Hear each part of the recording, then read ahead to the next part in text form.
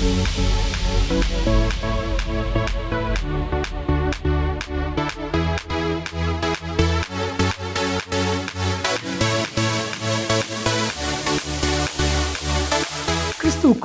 மிகவும் பிரியமானவர்களே, திருமறை தியானம் இந்த நிகழ்ச்சியை நமக்கு வழங்குகிற மதிப்பிற்குரிய டாக்டர் ரெவரண்ட் பால்ராஜ் அதிசயமணி ஐயா மும்பை பட்டணத்தில் மெத்தடிஸ்ட் திருச்சபையினுடைய போதகராய் பணியாற்றி இறைபணியை செய்தவர்கள். கடந்த 40 ஆண்டுகளாக இந்தியாவிலும் உலகத்தின் பல தேசங்களிலும் ஆண்டவருடைய அருள் வார்த்தையை வல்லமையாய் பிரசங்கித்து வருகிறார்கள். திருச்சபைகள், ஊழிய நிறுவனங்கள், இன்னும் பல பகுதிகளிலே கர்த்தரால் வல்லமையாய் பயன்படுத்தப்பட்டு வருகிறார்கள். முழு வேதாமத்தை குறித்தான விளக்க உரையும் ஏறத்தாழ 125 புத்தகங்களும் கர்த்தர் அவர்களை கொண்டு எழுத வைத்திருக்கிறார். அவர்களுடைய எளிமையான பிரசங்கம், வல்லமை நிறைந்த கர்த்தருடைய வார்த்தை, ஆழமான கருத்துக்கள், வேதாகமத்தினுடைய ஆழமான விளக்க உரைகள் பலாயிரக்கணக்கான லட்சக்கணக்கான மக்களுக்கு மிகவும் பிரோஜனமாக, ரட்சிப்புக்கு ஏதுவாக கர்த்தர் அன்பு ஐயாவை பயன்படுத்தி வருகிறார். இப்பொழுதும் நமது கிராஸ் டிவியில் திருமறை தியானம் என்கிற நிகழ்ச்சியில் கர்த்தர் அவர்களை பயன்படுத்துகிறார். இந்த நிகழ்ச்சியை மற்றவர்களுக்கு சொல்லுங்க, நீங்களும் பாருங்க. கர்த்தர் அன்பு ஐயாவை வல்லமையாக எடுத்து பயன்படுத்துவா. ஆண்டவருடைய பிரசன்னத்தில் மீண்டுமாக உங்களை காணுகையில் அதிக மகிழ்ச்சி அடைகிறேன். இந்நாளில் உங்கள் மத்தியில் வந்து உறவு கொள்ளவும், ஆண்டவருடைய வசனத்தை பகிர்ந்து கொள்ளவும் தருணம் கொடுத்த ஆண்டவரை துதிப்பதோடு எனக்கு வாய்ப்பளித்த உங்கள் அனைவருக்கும் என்னுடைய நன்றியை நான் தெரிவித்துக் கொள்கிறேன். இன்றைய நாளிலே நம்முடைய செய்தியின் தலைப்பு ஆதி திருச்சபையின் அழகு. ஒரே செய்தியாக நாம் எடுத்துக்கொள்ளலாம், அல்லது 2 செய்தியாக அதை பிரித்து நாம் படித்து பார்க்கலாம். ஆதி திருச்சபையின் அழகு. சபை எப்பொழுது ஸ்தாபிக்கப்பட்டது, சபை எப்பொழுது உருவானது என்று பார்த்தால் பலரும் பலவிதமான காரணங்களை கூறுகிறார்கள். என்னென்ன சொல்கிறார்கள்? பெந்தகோஸ்தே நாளிலே பரிசுத்த ஆவியானவர் பொழிந்தருளப்பட்டார், அப்போஸ்தலர் 2. அன்றைக்கு தான் சபை ஆண்டவர் ஆரம்பித்தார் என்று அறிவிக்கக்கூடியவர்கள் உண்டு. இன்னும் சிலர் சொல்வார்கள், இல்லை அதற்கு முன்பே ஆண்டவருடைய சபையின் ஆரம்பத்தை சொல்லலாம். ஆண்டவர் சீஷர்களை பார்த்து சொன்னார், என் சபையை கட்டுவேன் என்று சொன்னார். என்றைக்கு சீஷர்களை ஆண்டவர் அழைத்தாரோ, சபை குறித்து அவர்களிடத்திலே அளவளாவினாரோ, அன்றைக்கே ஆண்டவர் சபை ஆரம்பித்து விட்டார் என்று அறிவிக்கக்கூடியவர்கள் உண்டு.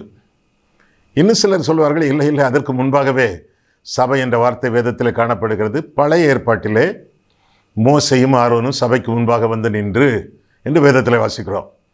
எனவே என்றைக்கு ஆண்டவர் இஸ்ரவேல் ஜனங்களை எகிப்திலிருந்து அழைத்தாரோ அன்றைக்கு ஆண்டவர் சபை அழைத்து விட்டார் என்று அறிவிக்கக்கூடியவர்களும் உண்டு. இன்னும் சிலர் சொல்வார்கள், இல்லை அதற்கு முன்பே சபையினுடைய தோற்றுவாய் நாளை முன்தள்ளி போடலாம் என்று சொல்லக்கூடியவர்கள் உண்டு. காரணம், சபைக்கு வேதத்தில் கொடுக்கப்படக்கூடிய நூற்றுக்கணக்கான அடைமொழி சிறப்பு பெயர்களிலே ஒன்று ஆபிரகாமின் with, the seat of Abraham. ஆபிரகாமை என்றைக்கு ஆண்டவர் அழைத்தாரோ அன்றைக்கு ஆண்டவர் சபை அழைத்து விட்டார் என்று அறிவிக்கக்கூடியவர்களும் உண்டு. இன்னும் சிலர் சொல்வார்கள், இல்லை சபையினுடைய தோற்றுவாய் நாளை அதற்கு முன்பே தள்ளி போடலாம். எபேசியர் 5ஆம் அதிகாரம் 32ஆம் வசனத்திலே சபை ஒரு ரகசியம்.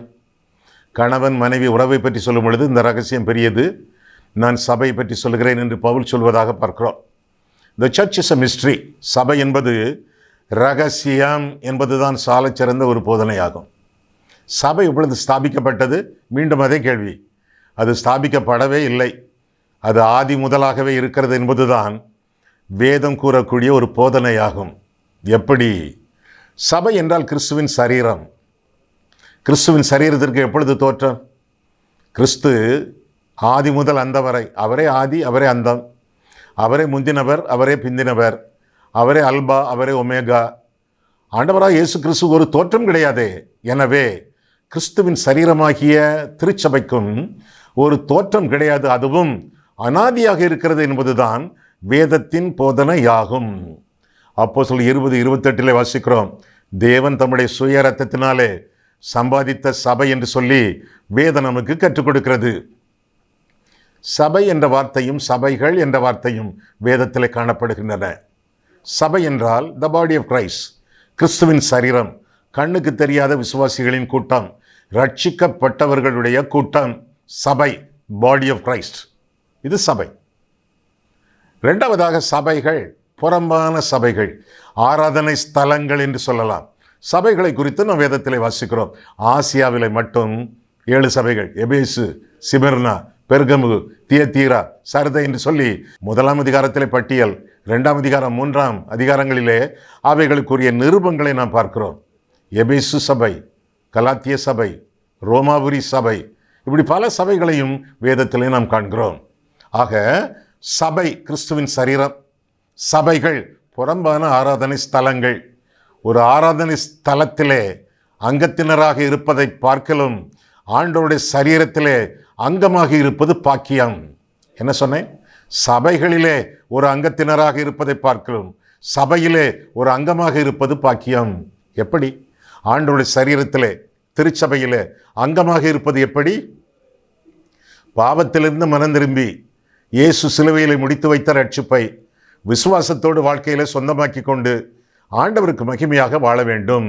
ஆண்டவருடைய சரீரத்தில் அங்கமாவது அப்படித்தான் என்று சொல்லி வேதம் நமக்கு கற்றுக் கொடுக்கிறது. ஐயா, ஒரு கேள்வி ஐயா. என்ன? ஆமாம், ரத்தம் சிந்துதல் இல்லாமல் பாவம் என்று இல்லைன்னு வேதம் சொல்லுது. ஆமாம், அப்போ புதிய ஏற்பாட்டில் தான் ஆண்டவர் ரத்தம் சிந்தியிருக்கிறாரு, பழைய ஏற்பாட்டின் காலத்தில் இல்லை. அப்போ பழைய ஏற்பாட்டு விசுவாசிகள் எல்லாம் எப்படி ரட்சிக்கப்பட்டாங்க? பின்ன ஆண்டவர் சிலுவையில் அறையப்படுவதற்கு முன்பு சுவிசேஷத்தின் நாட்களிலே கூட உன் விசுவாசம் உன்னை ரட்சித்தது, உன் பாவங்கள் உனக்கு மன்னிக்கப்பட்டது என்று ஆண்டவர் சொன்னாரே. அப்படி சொல்வதற்கு அவருக்கு உரிமை உண்டு. மனுஷகுமாரனுக்கு பாவங்களை மன்னிக்க உரிமை உண்டு. இருந்தாலும் இரத்தம் சிந்துதல் இல்லாமல் பாவ மன்னிப்பு இல்லைன்னு சொல்லப்பட்டிருக்க, அது எப்படி ஐயா?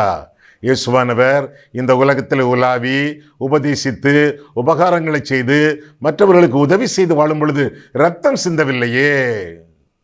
சிந்தினாரே.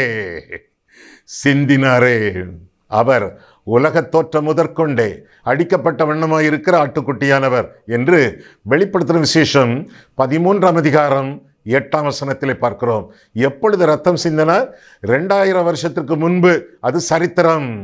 உலகத் தோற்றம் முதற்கொண்டே அது ரகசியம். உலகத் தோற்றம் முதற்கொண்டே ரத்தம் சிந்தி ஆட்டுக்குட்டியானவர், அடிக்கப்பட்ட வண்ணமாயிருக்கிற ஆட்டுக்குட்டியானவர், அவருக்கு பாவங்களை மன்னிக்க, பழைய ஏற்பாட்டின் பாவங்களை மன்னிக்க, புதிய ஏற்பாட்டின் பாவங்களை மன்னிக்க அதிகாரம் உண்டு, உரிமை உண்டு என்று சொல்லி வேதத்திலிருந்து விளங்கி கொள்கிறோம். இன்னொரு கேள்வி கேட்கலாம் ஐயா, எது வேணாலும் கேளுங்க. என்னால் முடிஞ்சால் ஆண்டவர் வெளிப்படுத்துறது உங்களுக்கு சொல்லுவேன். தெரியாதா? தெரியாதுன்னு சொல்வேன். ஆமாய்யா, சில ஆட்கள் சொல்கிறாங்க, உங்கள் சபையிலலாம் ஆவி கிடையாது, ஆவியின் அபிஷேகமும் கிடையாது, அந்நிய பாஷையும் கிடையாது. எங்கள் சபையில் தான், எங்கள் ஜபப்பறையில் தான், எங்களுடைய கூட்டத்தில் தான், குழுவில் தான் ஆவியானவர் அசைவாடுகிறார்னு சொல்கிறாங்களா ஐயா? நம்ம சபையிலலாம் ஆவி கிடையாது ஐயா. அவங்க சபையில் தான் ஆவி உண்டு ஐயா.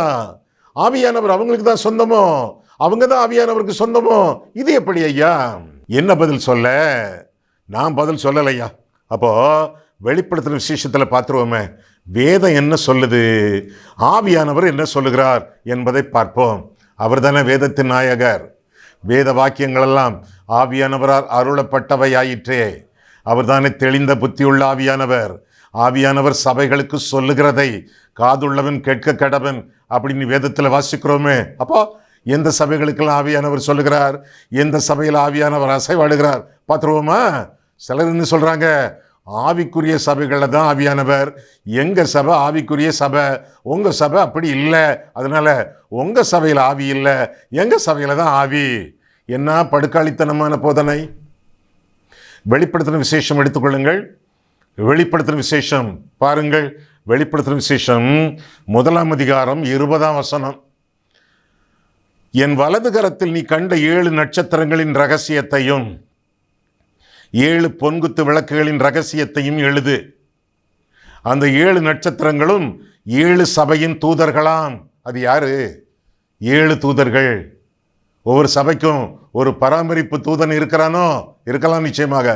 அந்த 7 தூதர்களும் 7 சபையின் போதகர்களாகவும் இருக்கலாம், 7 ஊழியக்காரர்களாகவும் இருக்கலாம்.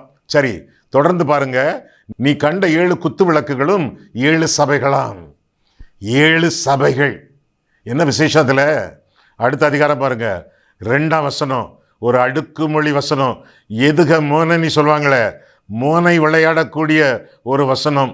எபேசு சபையின் தூதனுக்கு நீ எழுத வேண்டியது என்னவெனில், 7 நட்சத்திரங்களை தமது வலதுகரத்தில் ஏந்தி கொண்டு 7 பொன்குத்து விளக்குகளின் மத்தியிலே உலாவிக் கொண்டிருக்கிறவர் சொல்லுகிறதாவது. 7 பொன்குத்து விளக்குகள் என்ன அர்த்தம்? 7 சபைகள் என்று சொல்லி முந்தின அதிகாரம் 20ஆம் வசனத்திலே வாசித்தோம். இப்போ 7 பொன்குத்து விளக்குகளின் மத்தியிலே, 7 சபைகளின் மத்தியிலே உலாவி வரக்கூடிய ஆவியானவர் சொல்வது என்ன? ஆவியானவர் சொல்வதை காதுள்ளவன் கேட்க கடவன். 7 சபைகளிலே உலாவி வரக்கூடிய ஆவியானவர், 7 சபைகளிலே தங்கி தாபகரிக்கும் இயேசு கிறிஸ்து, 2 பேரும் இந்த வசனங்களிலே சொல்லப்பட்டிருப்பதாக நாம் பார்க்கிறோம். அந்த 7ன்னா என்னது? எல்லாம்னு அர்த்தம். எல்லாமே எடுக்கக்கூடாதுயா. 7 சபைகள்னா அந்த ஆவிக்குரிய சபைகள் 7. அதில் தான் ஆவியானவர் உலாவுகிறார் ஐயா. தப்பு. அந்த 7 சபைகளுடைய தராதரம் பார்த்துருவோமா? ஆவிக்குரிய சபைகளா, நீங்க சொல்லக்கூடிய ஆவிக்குரிய சபைகளா? பார்த்துருவோமே. முதல் சபை எபேசு, உன்னை இருள்மயமாக்க போகிறேன், நீ ஆதி அன்பை இழந்து போனாய். சிமிர்னா, உன்னிடத்தில் தூஷணங்கள் உண்டு. பெர்கமு, நீ விக்கிரக வழிபாட்டுக்கு பெயர் போனவன். தியத்தீரா, உன்னை கட்டில் கடையாக்குவேன், காரணம் விபசாரம் உன்னிடத்தில் மிகுதி. சர்தை, நீ தூங்கு மூஞ்சி, செத்ததாயிருக்கிறாய். லவோதிக்கியா, நீ ஒரு வாந்தி. எப்படி சபைகள்? ஆவிக்குரிய சபைகள். அவற்றின் தன்மைகள் என்ன? இந்த சபைகளுக்குள்ளே ஆவியானவர் உண்டா? உண்டு. ஆவியானவர் சபைகளுக்கு சொல்லுகிறதை காதுள்ளவன் கேட்க கடவன். ஆமா, ஒரு சபையை விட்டன, பிலதெல்பியா, பிலடெல்பியா. கிரேக்க மொழியிலே பிலியா, எடெல்பியா, பிலடெல்பியா. அர்த்தம் பிரதர்லி லவ், சகோதர சிநேகம் என்பது அர்த்தமாகும். சகோதர சிநேகத்திலே சிறந்த சபை பிலதெல்பியா சபை. நீ சிறந்த சபை, உனக்கு திறந்த வாசல் என்று சொல்லி 6 சபைகளை கண்டித்து ஒரே ஒரு சபை மட்டும் ஆண்டவர் பாராட்டி வருவதாக நாம் பார்க்கிறோம். 7 சபைகள், 6 சபைகள் தராதரம் இல்லாத அருவருப்பான சபைகள். அந்த சபைகளுக்குள்ளே ஆவியானவர் உலாவுகிறார். சரியா? எல்லா சபைகள் 7 என்றால் இன்னொரு அர்த்தம். ஒன்று 7ன்னா நம்பர் 7 வெறுமனை 7. இன்னொன்று எல்லாம், முற்றிலும், பூரணம் என்பது எல்லா சபைகள் என்ற அர்த்தம். எல்லா சபைகளிலும் ஆவியானவர் உலாவுகிறார், அசைவாடுகிறார். எந்த சபையில் இருக்கக்கூடிய ஒரு நபர் இயேசு கிறிஸ்துவை இரட்சகராக ஏற்றுக்கொள்கிறாரோ அந்த ஆளுக்குள்ளே, அந்த சபையிலே ஆவியானவர் தங்கி தாபரிக்கிறார் என்பது வேதம். எல்லா சபைகளும் ஆவியானவருக்கு சொந்தம். ஒரு குறிப்பிட்ட சபை ஆவியானவர் எங்களுக்குத்தான் சொந்தம் என்று சொல்ல முடியாது. எல்லா சபைகளும் ஆவியானவருக்கு சொந்தம், ஆவியானோட சொத்து என்பது வேதம். இது வேதத்தின் போதனை, இது ஆவியானவருடைய போதனை என்று சொல்லி வேதம் நமக்கு தெளிவாக விளக்குகிறது. சரி, இன்றைக்கு ஆதி திருச்சபையின் அழகு, அந்த அழகின் சில அம்சங்களை இன்றைக்கு நாம் பார்க்க இருக்கிறோம். வெளிப்படுத்தின விசேஷம் 2ஆம் அதிகாரம் எடுத்துக்கொள்ளுங்கள். 39ஆம் வசனம் முதலாக நான் வாசிக்கிறேன். முதலாவதாக சில வசனங்களை வாசித்து விட்டு பின்னர் மீதி வசனங்களை நான் வாசிப்பேன். சரியா? அந்த 39ஆம் வசனம் முதல், அப்போஸ்தலர் 2:39 முதல் 47ஆம் வசனம் வரை ஆதி திருச்சபையின் அழகின் பல அம்சங்களை குறித்து நாம் பார்க்கிறோம். 39 முதல் வாசிக்கிறேன். வாக்குத்தத்தமானது உங்களுக்கும் உங்கள் பிள்ளைகளுக்கும் நம்முடைய தேவனாகிய கர்த்தர் வரவழைக்கும் தூரத்தில் உள்ள யாவருக்கும் உண்டாயிருக்கிறது என்று சொல்லி இன்னும் அநேக வார்த்தைகளாலும் சாட்சி கூறி, மாறுபாடுள்ள இந்த சந்ததியை விட்டு விலகி உங்களை ரட்சித்துக் கொள்ளுங்கள் என்றும் புத்தி சொன்னான். அவனுடைய வார்த்தையை சந்தோஷமாக ஏற்றுக்கொண்டவர்கள் ஞானஸ்நானம் பெற்றார்கள். அன்றைய தினம் ஏறக்குறைய 3000 பேர் சேர்த்து கொள்ளப்பட்டார்கள். ஆதி திருச்சபை, அர்ப்பணித்த திருச்சபை, அர்ப்பணம் அவருடைய வாழ்க்கையிலே காணப்படுவதாக நாம் வேதத்தில் வாசிக்கிறோம். சுவிசேஷம் அவர்களிடத்தில் சொல்லப்பட்ட பொழுது, சுவிசேஷம்னா ஆண்டவராகிய இயேசு கிறிஸ்து, ஆண்டவரை சுவிசேஷமாக பவுல் அறிவித்தான் என்று சொல்லி கலாத்தியர் 1:16, 1 கொரிந்தியர் 15 முதல் 4 வசனங்களிலே நாம் பார்க்கிறோம். சுவிசேஷம் இயேசு யாருக்கு அறிவிக்கப்பட்டது? அங்கே ஆதி திருச்சபை எப்படி உருவானது? 36ஆம் வசனம் முதலாக பாருங்கள். அப்போஸ்தலர் 2:36 முதல். ஆகையினால் நீங்கள், யார் அந்த நீங்கள்? கொஞ்சம் கழிச்சு பார்ப்போம். நீங்கள் சிலுவையில் அறைந்த இந்த இயேசுவை, சிலுவையில் அறைந்தவர்கள் தான் அந்த நீங்கள். இந்த இயேசுவையே தேவன் ஆண்டவரும் கிறிஸ்துவுமாக்கினார் என்று இஸ்ரவேல் குடும்பத்தார் யாவரும் நிச்சயமாய் அறிய கடவர்கள் என்றார். நீங்கள்னா இயேசுவை கொலை செய்த இஸ்ரவேல் மக்கள். இதை கேளுங்க. 37. இதை அவர்கள் கேட்ட பொழுது, எவர்கள் கேட்ட பொழுது? இயேசுவை கொலை செய்த இஸ்ரவேல் மக்கள் கேட்ட பொழுது, இதை அவர்கள் கேட்ட பொழுது இருதயத்திலே குத்தப்பட்டவர்களாகி பேதுருவை மற்ற அப்போஸ்தலரையும் பார்த்து, சகோதரரே, நாங்கள் என்ன செய்ய வேண்டும் என்றார்கள். இயேசுவை கொலை செய்த கொலைகாரர்களாகிய நாங்கள் என்ன செய்ய வேண்டும் என்று அவர்கள் கேட்டதாக நாம் வேதத்தில் வாசிக்கிறோம். அப்பொழுது பேதுருனுடைய பதில் என்ன? 38. பேதுரு அவர்களை நோக்கி, நீங்கள் மனம் திரும்புங்க, நீங்கள் மனம் திரும்பி ஒவ்வொருவரும் பாவ மன்னிப்புக்கென்று இயேசு கிறிஸ்துவின் நாமத்தினாலே ஞானஸ்நானம் பெற்றுக்கொள்ளுங்கள். மனம் திரும்புங்க, உங்கள் பாவங்கள் மன்னிக்கப்பட வேண்டும். அப்பொழுது பரிசுத்த ஆவியின் வரத்தை பெறுவீர்கள். முதலாவதாக உங்களுடைய வாழ்க்கையை சுருக்கமாக ஒரே வார்த்தைகளை சொன்னால் அர்ப்பணம். அர்ப்பணம் செய்யுங்கள். பாவத்தை விட்டு இயேசுவினிடத்திலே உங்களுடைய வாழ்க்கையை ஒப்புக்கொடுங்கள் என்று சொல்வதாக பார்க்கிறோம். ஐயா, 2-3 கோயில் நான் கட்டி கொடுத்துருக்கேன் ஐயா, நிறைய மிஷினரிகளை நான் தாங்குறேன் ஐயா, எளியவர்கள் வறியவர்கள் எல்லாருக்கும் நான் உதவி செய்கிறேன் ஐயா, நிறைய பணம் ஆண்டவருக்காக அவருடைய ஊழியத்திற்காக நான் கொடுக்குறேன் ஐயா. தேவனுக்கு தேவை உங்கள் பணம் அல்ல, தேவனுக்கு தேவை உங்கள் அர்ப்பணம். அர்ப்பணம் இல்லாத மனுஷனுடைய பணம், அர்ப்பணம் இல்லாத மனுஷனுடைய பணம் அற்பமான பணம். அந்த பணம் யாருடையது? தேவனுடையதானே. பூமியும் அதன் நிறைவும் உலகமும் உங்கள் மணிப்பசும் கர்த்தருடையது. யாருக்கு நீங்க பணம் கொடுக்க முடியும்? அவர் கொடுத்ததானே நீங்க கொடுக்க முடியும். தேவனுக்கு தேவை உங்கள் பணம் அல்ல, தேவனுக்கு தேவை உங்கள் அர்ப்பணம். அர்ப்பணம் இல்லாத மனுஷனுடைய பணம் அற்பமான பணம். தேவனுக்கு தேவை உங்களுடைய ஒப்பு கொடுத்தல். பாவங்களிலிருந்து மனம் திரும்பி ஆண்டவருக்கு உங்களுடைய வாழ்க்கையை அர்ப்பணித்தல் என்று சொல்லி வேதம் கற்பிக்கிறது. What God needs from you is not your silver but your surrender. ஆண்டவருக்கு உங்களுடைய வெள்ளி தேவையில்லை, ஆண்டவருக்கு உங்களுடைய உள்ளம் தேவை என்று சொல்லி வேதம் நமக்கு தெளிவாக கற்றுக் கொடுக்கிறது. இது எப்படி நடந்தது? 37 மீண்டும். இதை அவர்கள் கேட்ட பொழுது இருதயத்திலே குத்தப்பட்டவர்களாகி, கில்ட் ஃபீலிங், குற்ற உணர்ச்சி. வசனத்தை கேட்ட பொழுது குத்தப்பட்டவர்கள். இருபுறமும் கருக்குள்ள பட்டயமாகிய வசனம் அவர்களை குத்திய பொழுது குத்தப்பட்டார்களே, உடனே உணர்வடைந்தார்கள் என்று சொல்லி வேதம் நமக்கு தெளிவாக கற்றுக் கொடுக்கிறது. தங்களுடைய இருதயத்தை ஆராய்ந்து பார்த்தார்கள். இருதயத்தை ஆராய்ந்து பார்க்கும் பொழுது அவர்கள் கண்டுபிடித்தது என்ன? நாங்கள் பாவிகள், நாங்கள் என்ன செய்யணும் என்று அவர்கள் கேட்டதாக வேதத்தில் வாசிக்கிறோம். இதே கேள்வியை யோவான் ஸ்நானன் அவனிடத்தில் ஞானஸ்நானம் பெற வந்த மக்கள் கேட்டார்கள். நாங்கள் என்ன செய்ய வேண்டும்? மனம் திரும்புங்கள் என்ற வார்த்தையை யோவான் சொன்னதாக வேதத்தில் வாசிக்கிறோம். இன்னும் சிறைச்சாலை அதிகாரி அப்போஸ்தலர் 16 அந்த ஆள் கேட்டான், ரட்சிக்கப்படுவதற்கு என்ன செய்ய வேண்டும்? கர்த்தராகிய இயேசு கிறிஸ்து விசுவாசி என்று சொல்லப்பட்டது. பிலாத்தை ஒரு கேள்வி கேட்டானே, ஆமா இந்த இயேசுவை நான் என்ன செய்ய வேண்டும் என்று கேட்டதாக பார்க்கிறோம். இன்றைக்கு அநேகர் என்ன செய்யணும், என்ன செயல்களை செய்தால், என்ன கிரியைகளை செய்தால் நாம் ரட்சிக்கப்பட முடியும்? கிரியைகளினால் அல்ல ரட்சிப்பு, கிருபையினாலே ரட்சிப்பு என்று சொல்லி வேதம் நமக்கு கற்றுக் கொடுக்கிறது. எங்கே கற்றுக் கொடுக்கிறது? எபேசியர் 2ஆம் அதிகாரம் 5ஆம் வசனத்திலே கிருபையினாலே ரட்சிக்கப்பட்டீர்கள். 6ஆம் வசனம் முதலாக 8ஆம் வசனம் முதலாக நான் வாசிக்கும் பொழுது கிருபையினாலே விசுவாசத்தை கொண்டு ரட்சிக்கப்பட்டீர்கள். இது உங்களால் உண்டானதல்ல, இது தேவனுடைய ஈவு, ஒருவரும் பெருமை பாராட்டாதபடிக்கு இது கிரியைகளினால் உண்டானதல்ல என்று சொல்லி வேதம் நமக்கு கற்றுக் கொடுக்கிறது. இது கிருபையினால் உண்டானது, விசுவாசத்தின் மூலமாக பெற்றுக்கொள்ளப்படுவது.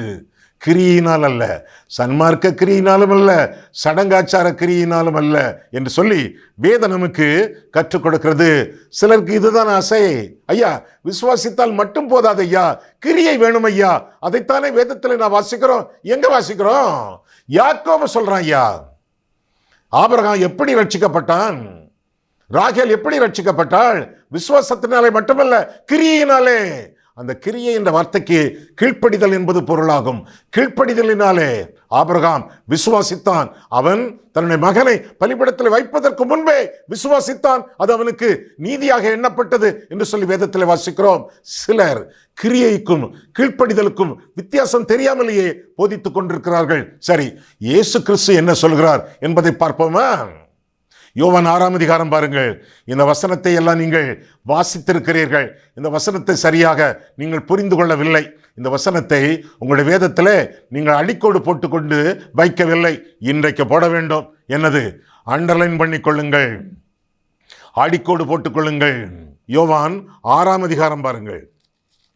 யோவான் 6ஆம் அதிகாரத்தில் என்ன பார்க்கும் பொழுது 28ஆம் வசனம், அப்பொழுது அவர்கள் அவரை நோக்கி, தேவனுக்கேற்ற கிரியைகளை நடப்பிக்கும்படி நாங்கள் என்ன செய்ய வேண்டும் என்றார்கள். இவங்க அதே கேள்விதான் கேட்காங்க. நாங்கள் என்ன செய்ய வேண்டும், என்ன கிரியை செய்யலாம்? ஆண்டவர் சொல்வது என்ன? 29, இயேசு அவர்களுக்கு பிரதியுத்தரமாக, அவர் அனுப்பினவரை நீங்கள் விசுவாசிப்பதே தேவனுக்கேற்ற கிரியையாய் இருக்கிறது என்றார். விசுவாசிப்பதே கிரியை. யார் சொல்லுவாங்க இப்படி? இயேசு சொல்கிறாரே, அது என்ன கிரியை? கீழ்ப்படிதல்.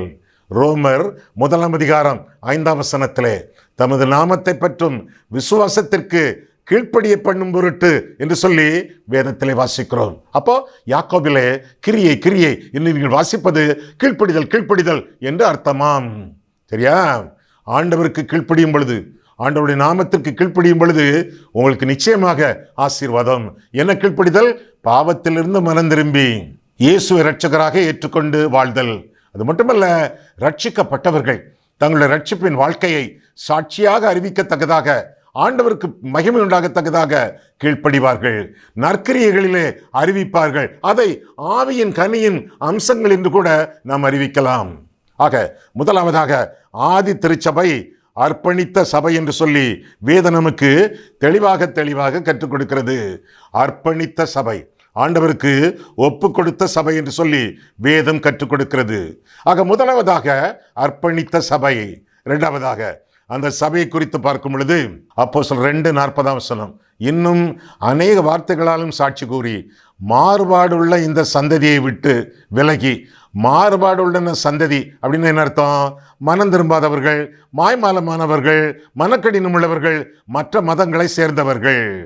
மாறுபாடுள்ள இந்த சந்ததியை விட்டு விலகி உங்களை ரட்சித்துக் கொள்ளுங்கள் என்றும் புத்தி சொன்னான் என்று வேதத்தில் வாசிக்கிறோம்.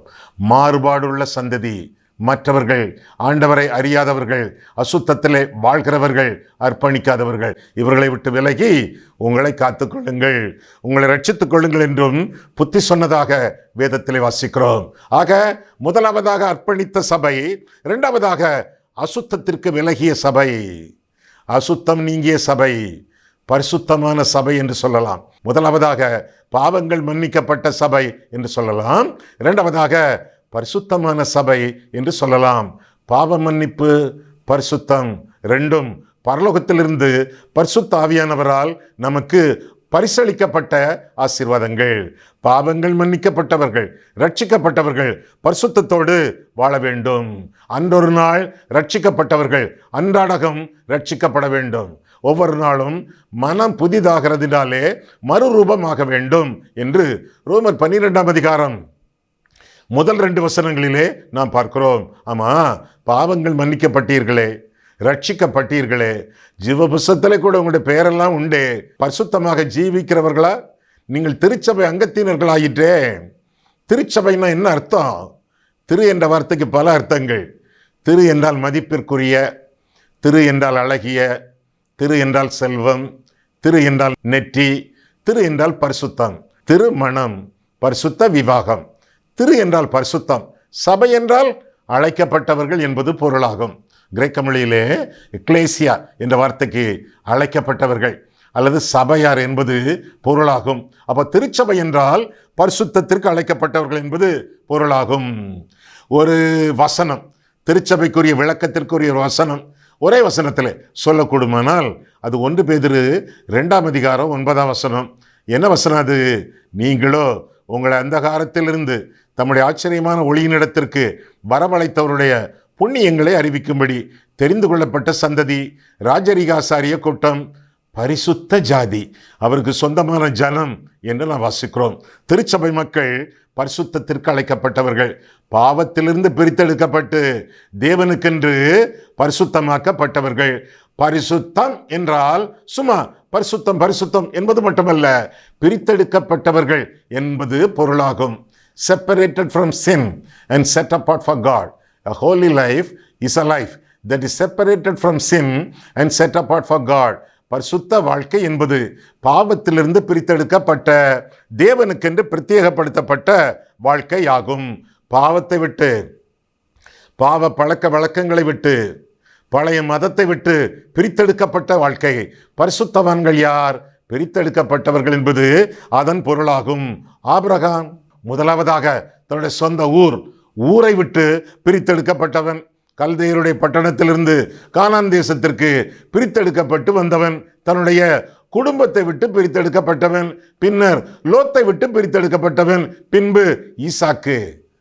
அங்கே அவனை பலிபீடத்தில் வைத்து கத்தி எடுத்தானே, அது என்ன செய்யும்? வெட்டும், 2ஆக பிரிக்கும் அந்த பாடியை, அந்த சரீரத்தை. அந்த அளவிலே பிரித்தெடுக்கப்படுவதற்கு தன்னை ஒப்பு கொடுத்தவன். பரிசுத்தவான்கள் என்றால் பிரித்தெடுக்கப்பட்டவர்கள் என்பது பொருளாகும். நீங்களும் நானும் பரிசுத்தமாக இந்த உலகத்தில் ஜீவிக்க வேண்டும் என்றால் பிரித்தெடுக்கப்பட்ட ஒரு வாழ்க்கை வாழத்தக்கதாக ஆண்டவரால் கேட்டுக்கொள்ளப்படுகிறோம். எப்படி? 2 கொரிந்தியர் பாருங்கள்.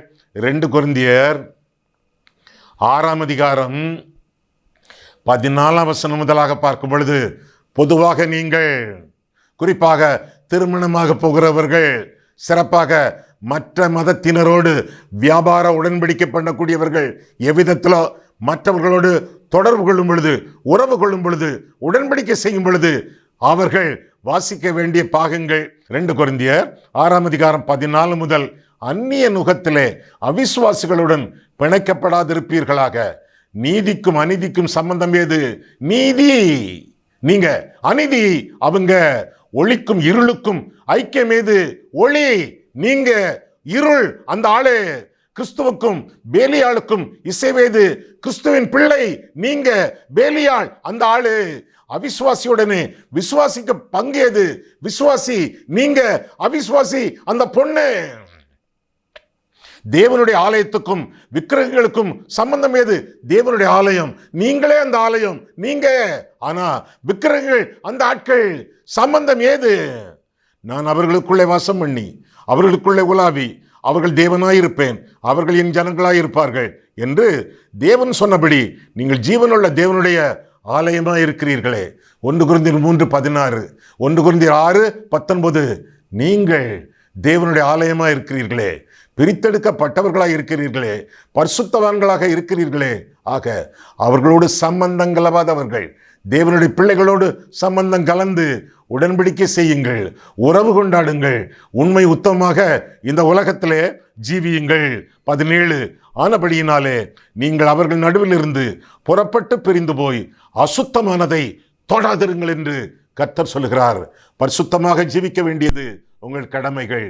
ஆதி திருச்சபையின் 2 அம்சங்களை குறித்து உங்களுக்கு நான் இன்றைய நாளிலே பகிர்ந்து கொண்டேன்.